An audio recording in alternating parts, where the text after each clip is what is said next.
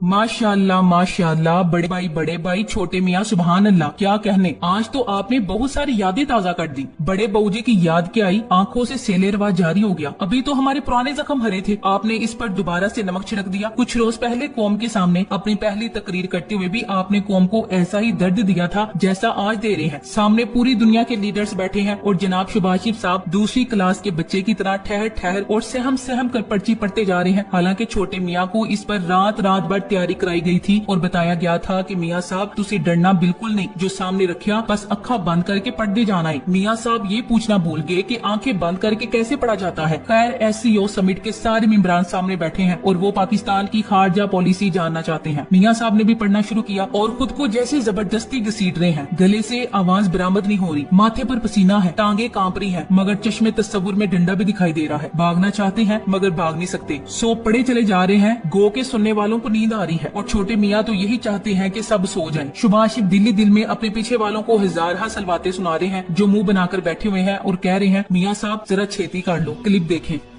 Are living under open skies, water is giving rise to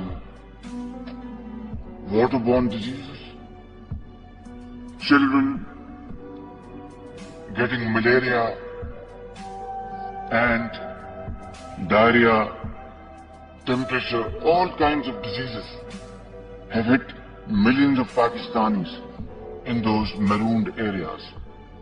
आपको भी नींद ना आने का मसला हो तो छोटे मियाँ की तकरीर लगा लिया करें, बेहतरीन नींद आएगी। शहबाज शरीफ की मस्कीन सूरत देखकर कभी कभार बहुत तरस आता है, मगर जब इनके करतूत याद आते हैं तो गुस्सा भी बहुत आता है। पिछले 5 माह से पाकिस्तान की किस्मत को उलटने वाले और इसे इस हाल में पहुंचाने में इनका बहुत बड़ा किरदार है। जब इतनी अहलियत ही नहीं थी तो क्यों ये बोझ अपने सर उठाया था। इनके पीछे बैठा हुआ मिफ्ता और माजरत मिफ्ता इस्माइल का चेहरा देखने लायक है। ऐसे लगता है जैसे शहबाज गिल की बजाय सारा टॉर्चर इन्होंने सहा है। चेहरे पर हर वक्त तकलीफ के आसार है, जैसे कोई बहुत बड़ा गुनाह सरजद हो गया हो। अब ये लोग जितने भी मजलूम बने, ये पाकिस्तान की अवाम से ज्यादा मजलूम नहीं है। इनके बैंक सलामत है, इनके महल भी सलामत है। बेड़ा गर्क हुआ है तो इस कौम का हुआ है। ये तो समरकंद घूमने निकले हैं, अपनी हरकतों से जनाजा पाकिस्तान का निकाल रहे हैं। एक वक्त था बहूजी पर्चियां पकड़ कर बैठे होते थे और इनकी पर्चियां मिक्स हो जाती थी। ओबामा सामने कुर्सी पर बैठकर मुस्कुराता रहता था। हिम्मत नहीं थी किसी की कि अमेरिका बहादुर के बुलंद इकबाल हुक्मरानों के सामने दुम भी मार दे। आज मंजर जरा सा बदला और नवाज शरीफ की बजाय शहबाज शरीफ साहब मौजूद है और सामने एक दूसरी सुपर पावर का हुक्मरान बैठा है। इसने अमेरिका और यूरोप की मुखालफत मोल ली हुई है। इसने सारी दुनिया के साथ टक्कर ले रखी है। वो कई सालों से रूस का सदर है। रूस की अवाम की मोहब्बत और सपोर्ट इस शख्स के साथ है। इस पर वो फैसला करने की सलाहियतों से माला माल है। जाहिर है वो शख्स इसी तरह ताकतवर दिखाई देगा, उतना ही पुरएतमाद जितना वो नजर आ रहा है। दूसरी तरफ एक ऐसा वजीर आजम है जो कुल मिलाकर सिर्फ और सिर्फ खुशामद पर भरोसा करता है। इसकी अवाम इसे मस्करा, कार्टून, जोकर